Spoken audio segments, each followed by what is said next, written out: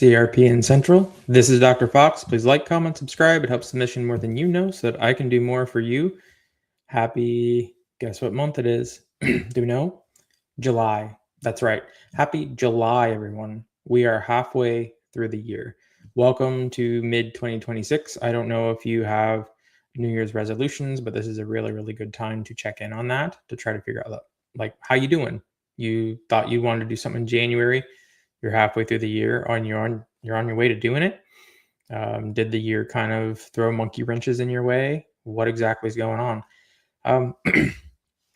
I've seen a couple of these, and I want to comment on it because it's really kind of misleading in so many ways.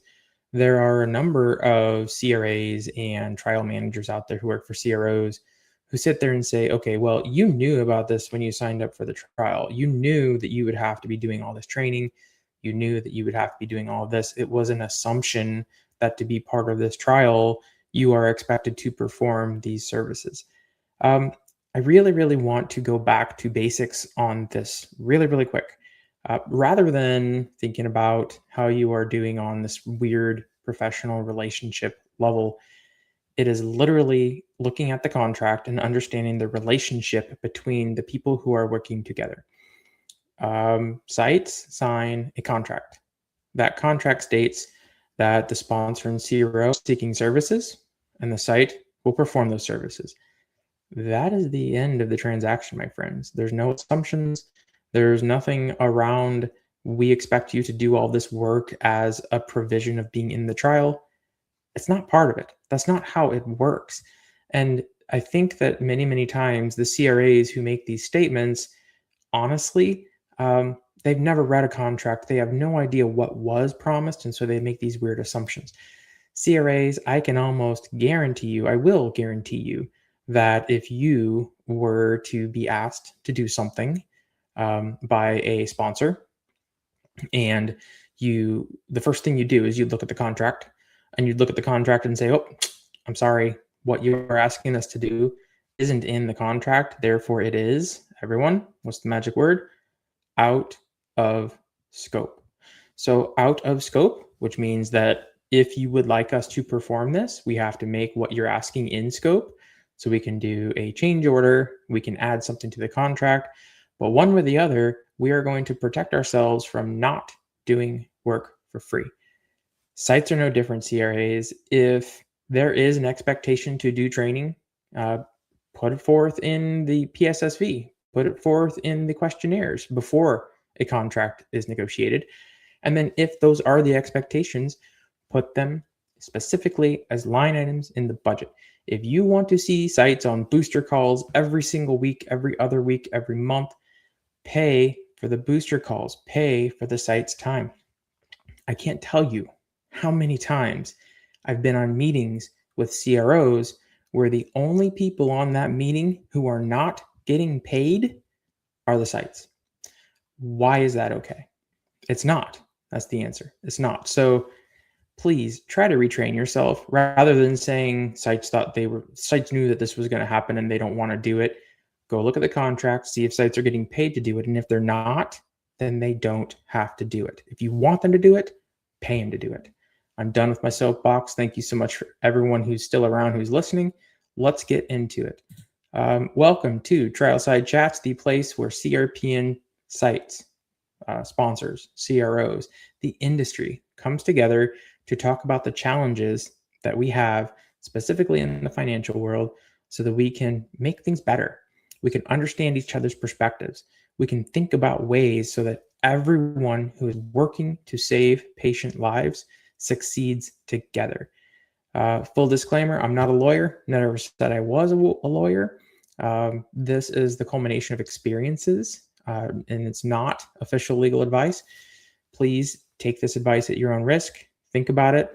Do things with it at your own risk. If you do not agree to this disclaimer, shut the video off now. I don't know if there's anyone out there listening in LinkedIn world, but according to my little streaming viewer, there's only like one person on. So whoever's on, thank you so much. I don't know if this actually sees what LinkedIn is seeing. So today, TrialSide Chats, ground rules. We're going to talk about anything finance. We're focusing on one topic at a time. It's a very, very sensitive subject. It must be confidential. We're not naming names. We're not naming organizations. We're only discussing concepts and case studies so that we can identify perspectives to target the best practices to help everyone succeed. All right. Icebreaker. Kind of already did an icebreaker, but we'll do two. So got this question this week. Why is it so hard to get remittance advice? So for any of you who are wondering what remittance advice is, a site does work, a sponsor pays the site, and the sponsor will send the site a document of sorts to explain what a payment is about. You know, you got $5,000. Here's the breakdown of exactly what that $5,000 is for. Turns out it was 5 visits. Boom, boom, boom. Here's the patient data, whatever it is. It's all of the detail around a payment. And anyone who's been working in the industry long enough knows that it is so often hard to get remittance advice. I don't understand why. It seems like it's a very, very logical thing to perform. You pay someone, you want to tell them exactly what it's for. That way it's toward contract. You do what you can, but for some reason it eludes CROs. I have had systems, it works. A system that works is a site is emailed a PDF document of a remittance. It has complete detail in it. It lets the site know exactly what the breakdown is of the payment, exactly the date of the payment, the date of all the services. It should match the contract. Everything works. There's a system that works, and there are sponsors and CROs that do that system. And for some reason, I guess they're trying to save money. I don't know what it is, but that system just goes out the window. Many CROs are trying to throw sites into payment portals where the only way the site can get remittance advice is if they go into a gated payment portal that the sponsor and CRO controls, that they deactivate after 90 days so that you can get the advice just to see how you were paid in detail to hold the sponsor and CRO accountable. There's your conspiracy theory, my friends. Is it possible that remittance advice eludes sites out of design? Is it possible that somewhere, some way, it is in sponsor and CRO's best interest for sites not to get remittance advice, because then they can't track contracts and visits and how things work? Is it possible that that is intentional? Is it possible that everyone has their own interpretation of remittance advice? Whatever it is, it's all over the place and it's very, very difficult. So the reason why you are probably having such a hard time getting remittance advice is because you don't have the proper communication plan with the sponsor or CRO to get that advice. Maybe there was a form that you had to fill out when you signed the contract. Maybe there was an email that was wrong. Maybe they're trying to get you into a portal, and if you don't log into their portal, you don't get the advice. Maybe the person who's managing your trial quit or went on maternity leave and nobody knows about it and there's no backup for the CRO. There are so many different ways for reasons for why it is really hard for you to get your remittance advice. Best bet, there's a couple of things to consider. One, work your aging routinely and rapidly. Follow up on late payments. You'd be surprised how many remittance advices are triggered as a result of emailing the CRO and saying, hey, this is late. And then the CRO comes back and say, actually, it wasn't late. It was paid last month, and here's the remittance. So now you're getting it on the other end where they're trying to defend themselves from your claims to age of payments. Make sure that you have the right email. Make sure you're talking to the right person. Make sure there is it there. Well, I hope there is not a portal. If there is a portal, make sure that you somehow have access to that. Make sure that there is remittance advice. Read your contract. There's a lot of ways to solve that, but what's really, really tricky is getting that pathway. There's either going to be sponsors and CROs that are super good at it, and there's a lot of sponsors and CROs who were good at it, but they're going downhill rapidly. All right. So today we're going to cover a little section of the book, QR code with a link down below in case you want to look at that. If you want to buy directly from CRPN, 10% off and free shipping. Big congratulations, publication alert. We're almost done with this series and then we won't do this slide anymore. But everything that you're about to see here and over the course of this series was published in a peer review article to show potential best practices and measurement of impact for a clinical research site, a privately held clinical research site. Okay, we are going toward the end of pre-study. And by the end of pre-study negotiations, I mean, we have gone all the way from the beginning where we're explaining the industry basics, all the way to the invoiceables, the per patient values. We talked about negotiations. We talked about all the different pillars and what you need to consider to negotiate in your invoices, how to look at your schedule of assessments. It is time. It is time to finally do that wonderful thing that everyone hates to do. Now we have to explain ourselves and justify why we had to make the changes that we did. Normally in a negotiation, it's two people go back and forth. They have a mutual respect for each other's business and each other's interests. And they look at a number, go back and forth, identify what they're comfortable with, and then they come up to a conclusion. You might have to justify some costs here and there, but welcome to clinical research. Founded out of universities and academia back in the 1980s, especially now. And as a result, the private sector independent contractor agreement started to take on little pieces of academia and hospital systems, specifically grant writing. So when you're in grant writing, you do have to completely defend everything because you're using tax dollars. You're taking tax dollars. It's not just a matter of two professionals coming together or two organizations coming together to negotiate, but you have to write like a professor. And as a result, there is the expectation in the industry so that you have a document. And if you make any changes to this document, sometimes sponsors and CROs get really picky about this. It's not just a matter of justifying items and costs. You have to sit there and justify everything. If you add a period, if you add a sentence into their CTA, they punish you by requiring justifications. It is no longer a justification as much as it is a negotiation leverage. It adds activation energy into the negotiation to deter the other person from negotiating. They finally just wear them down and say, fine, whatever, we'll just take it. Not a healthy thing. So before we go into justifications, I should note that in my opinion, do not find a whole lot of influence in justifications. It is just a box to check. And we'll go over that. But came from academia and university history, came from the history of the industry. It really doesn't do anything for the industry other than check a box. They rarely influence the spending decisions of sponsors and CROs. The nitty gritty, the true, I want to hear the truth. Sponsors and CROs set their budgets like 18 months before they even engage sites. They already know what's in their budget.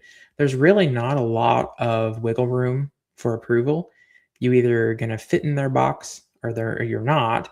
And this is just a hurdle, sites. So I would not. So I have done it. I am a PhD. I've written entire dissertations that are completely logical, complete report analytics. This is what it's going to be over the course of time for this trial. This is exactly what it's going to cost. This is how we're going to do it. You can write a 2-page justification or a 100-page justification. It's not going to influence the trial. And therefore, it's not necessarily cost effective for you to spend a ton of resources into justification because it is quite literally a waste of your time, sites. I'm sorry. And I know for a fact, and Valena Trask yells at me every single time on this, well, I don't know about that. But Valena, prove me wrong. Show me one time where justification actually changed someone's mind and significantly changed a budget. It's rare. It does not happen on the day to day.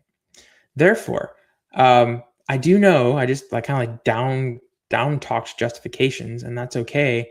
But I really should note that if we want to consider and respect the needs of our CRO counterparts, this is a box to check for them. And we really do need to accommodate them out of respect for their needs so that we can make sure that they are successful so that we are successful. Therefore, justifications are just a part of the industry. We need to accept and respect them and what they do for the other party, even if they don't do anything for the site. It's kind of a selfless negotiator kind of mentality. But the one thing that I should say is, as much of a waste of time, from my opinion, as justifications can be, it is super important not to just lift a justification off of another site, to copy theirs, to do any of that without customizing and working your justifications specifically for your site. Do it at least once and update it at least once a year, because things will change throughout the industry, throughout your processes, and you cannot just cookie cutter a justification and throw it everywhere without having a complete disaster. Big warning. So justifications are just that. We've talked about it, but if you receive an offer from a CRO and the CRO, let's say it doesn't work. Let's say it's wrong in the protocol. Let's say that there's something that's wrong. The values are wrong. They're missing things, invoiceables, whatever it is. They expect to have some kind of an explanation for why things are changing. Why do you need something different? Why do you need this money? This wasn't on our radar. What do you mean you need this? Why? Why should we pay you? Answer this question for us so we can be informed customers so that we can decide to work with you and pay you for what you are doing. Now, those questions are answered in the series of documents. So you have to write a document. Please write your letter of justification. Please explain your costs, justify the needs. Let us know what you are thinking when you made the counter to our budget. Now, this is a very special, and this is that thing that's customized that I was talking about. So whenever you write a letter of justification, it should just look like a business memo or a business letter. You should always have your site's logo on it. Letterhead is a key. Every sponsor and CRO, they're going to ask for your logo, your letterhead, so that they can put it in the files as an official letter from your site.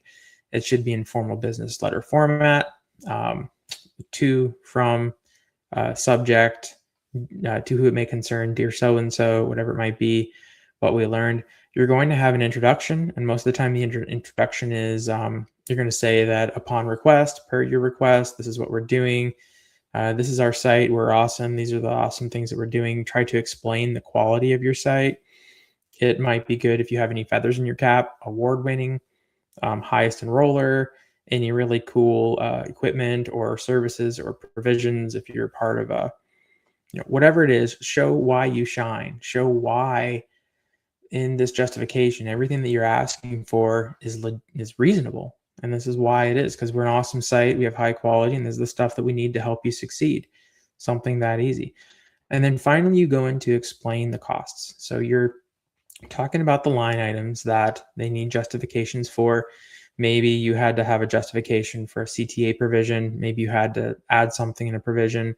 You have to explain why you change things, why it's important to you, the quality that you're adding into the trial, and hopefully you're going to be in a way where you can convince the sponsor and CRO of the same.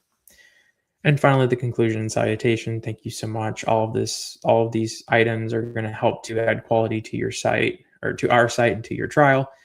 I guess the one thing that I really should share here is, when you write these, one of the things that you're going to run into sites is you are going to eventually become the expert, and the people that you're working with are not going to know as much as you do. There's going to be a lot of ignorance from CRO negotiators who, they've been there for 1 year, they've never been on a site, and they make these weird assumptions about how the budget should work, how things work at the site, and they just don't understand. And I think one of the things that I run into is it feels like every single time I'm negotiating and I have these CRO representatives who think they know something and are wrong and are expecting to tell sites how to run their business. Oh, this isn't that. Regulatory is part of startup, or the IRB continuing review is the regulatory annual fee. All of those things where they're just taking these little quirky things and making assumptions that sites are double dipping, sites are adding costs that are not necessary, sites are padding things. All of those things are building up to a point of ignorance to where it doesn't matter what a site says, they're not going to believe them because they just don't trust the sites. And that's really sad. And that may also be why I don't really value letters of justification a whole lot. So these are the things that need to be in a letter of justification, just standard format, standard lettering. You should be able to process that pretty well. There are things that should not be in a letter of justification. Do not include these in your letter of justification. Number one, the first double check that every CRO negotiator is going to do is they're going to look at your letter of justification and try to slash things. And by slash things, they're going to look at your items and say, well, this is duplicated. This is duplicative. This is just like that. Therefore, you have to slash one. They are going to use your letter of justification as a justification to slash your budget. So you have to make very sure that your items in your letter of justification are not duplicated. They are very unique. Each of them are. You can even call it out. This is not duplicated. This is not this other fee, and this is why. This is the difference. You have to spell out the non-duplication, duplicativation. Someone help me with that word out there. It's crazy. Anyway, don't duplicate. Sometimes it's really easy, especially in template world, where you make like a blanket justification letter. And by blanket justification letter, you have items that are in your justification that were not in the budget that you are currently negotiating. That is a telltale template cookie cutter. No one's going to trust you then, because now it's not even about them. It's about efficiency. You got to work really, really hard to make the sponsor and CRO feel like you put forth the effort, sites or something put forth the effort, whether it's program, a process, something, so that when they read your letter of justification, they know that that letter of justification is targeted specifically to their trial. And to do that, don't have extra items that are not in the current budget. Do not put values and numbers in your letter of justification. Don't say monitoring visit, $500. Don't say that. Stick just with the facts and the justification. What happens if you write your letter of justification in your first counter and then they come back and they change the value of something from your letter? Now you have a conflict between your letter of justification and the negotiated rate. That could get hairy because now you got to look at the CTA versus the justification versus everything. It's best not to put numbers, quantities, or dollar amounts into your justification. Keep it just to the justification. For the same reason, it's best not to put in specific provisions, which are also negotiated during a trial.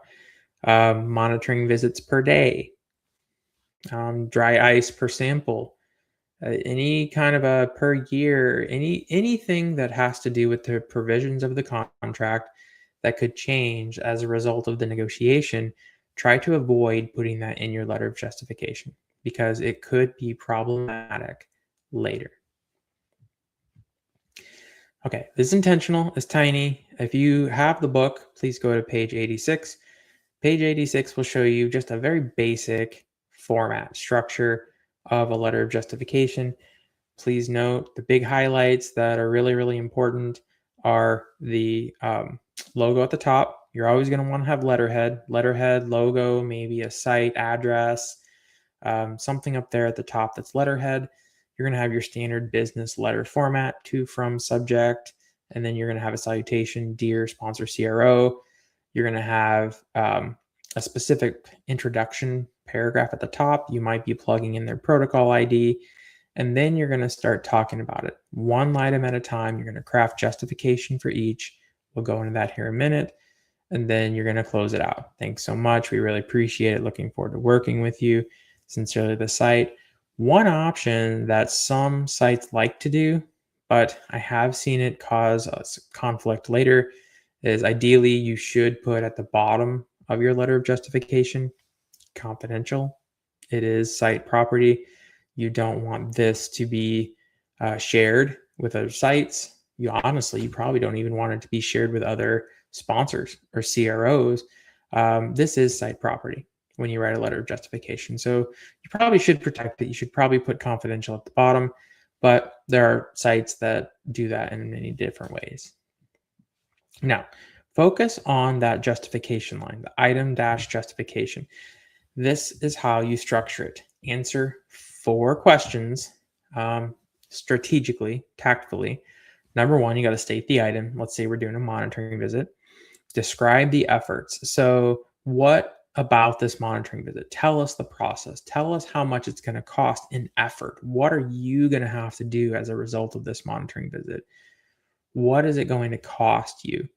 So monitoring visits are vital for ensuring protocol adherence, data integrity, and patient safety, each requiring site time, preparation, and follow-up. Yeah, so this monitoring visits are very study specific, and it does take site time and follow-up. Therefore, if we do work, then we need to be paid for it. That makes sense. The funding of this request includes all resources necessary to responsibly prioritize and host CRAs as they monitor and review the site. It includes, but is not limited to, sponsors and CROs love that. It's not limited to it. In other words, you're going to pay for something, but you're going to get even more out of it. Scheduling, room reservations, process coordination, queries, report completion, you name it. That's what we're doing. This is what we're doing for this money. It's really, really important to do that in a very kind and cordial way. Hey, we have to do work. It's going to cost money. This is what we're going to do. And then you go on to number 3, describe the benefit. So proper resourcing ensures site engagement, regulatory readiness, and overall trial success. If I were a sponsor CRO, I would highly be interested in that because that would mean a good quality trial is being performed. Hey, I guess paying for a monitoring visit really is worth it. This makes sense. And then you got to be careful with this one. The last one, do it very carefully based off of the line item. You could define the consequence. You could say, hey, without this resourcing, we would have a really hard time doing this. You could say, hey, without payment of monitoring visits, the site will not have the resources needed to perform mandatory activity. Data quality may suffer, deviations could go unaddressed, and timelines risk delays. Now, if I were a sponsor in CRO and I was reading that, I'd be like, whoa, what kind of site is this? So you have to craft the consequences at your discretion, maybe depending on the line item. But what you don't want to do with the consequence line is threaten or highlight potential non-value or low value qualities of your site. They could bite you back. So take the defined consequences with a grain of salt, and you don't have to do it all the time. It's just an option. There are certain line items that would benefit from defining a consequence. Hey, advertising is a really cool one. We really need this money. Without this money, we won't be able to reach out to the community. That doesn't define a site flaw. That just defines a flaw in the budget where if we don't have resources, this is what we cannot do. This is what we can't do.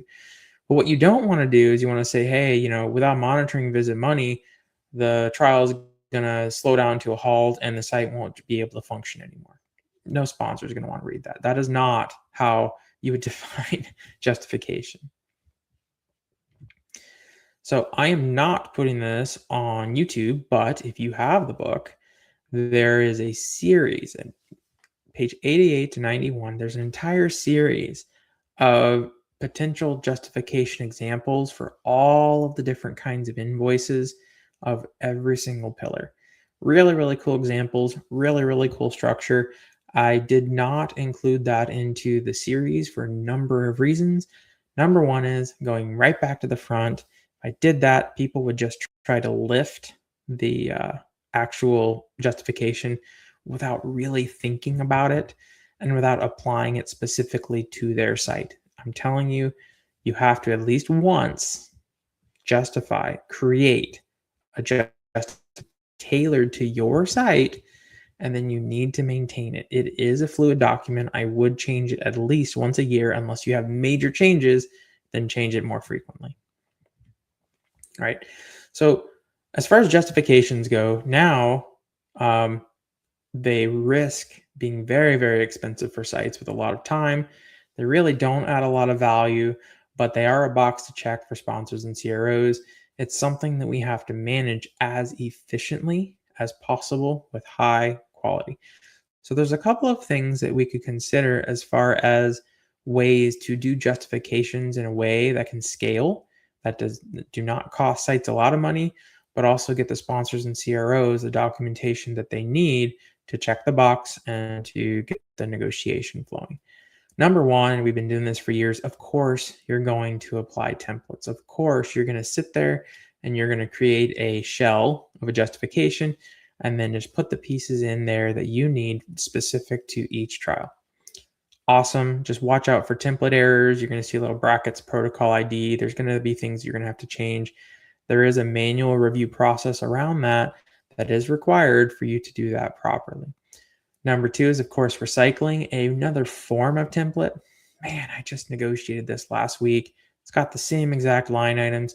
I'm just going to pull this letter of justification from the trial from last week, plug and play the protocol ID, and send it back.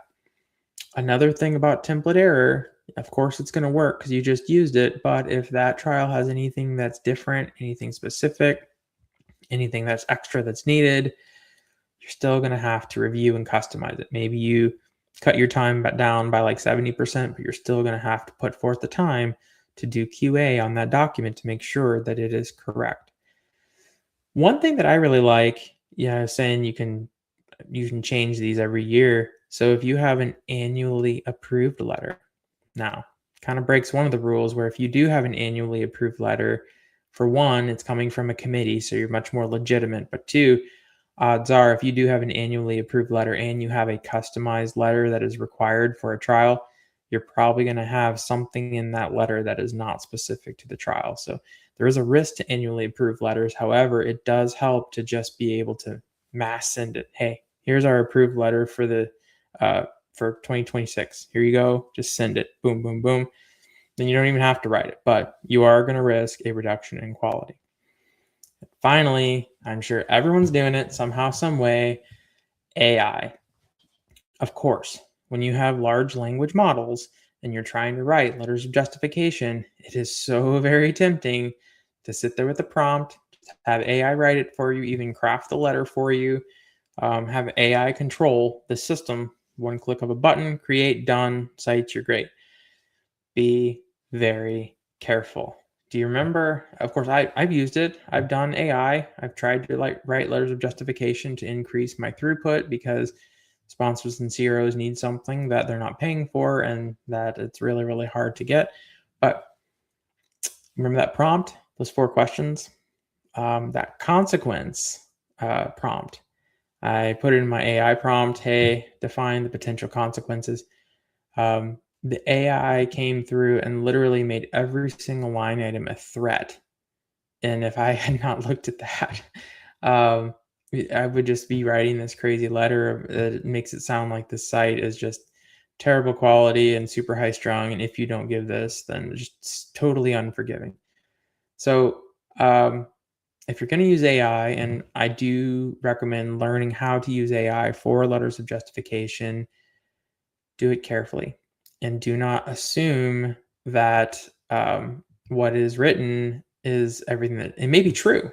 It may be, here's the prompt, you take it literally, bam, here it goes. but there's a tone around it that you're going to have to control. And I would recommend adding additional QA time if you're going to use letters of justification that use AI. All right, so that's the episode. Welcome to Letters of Justification.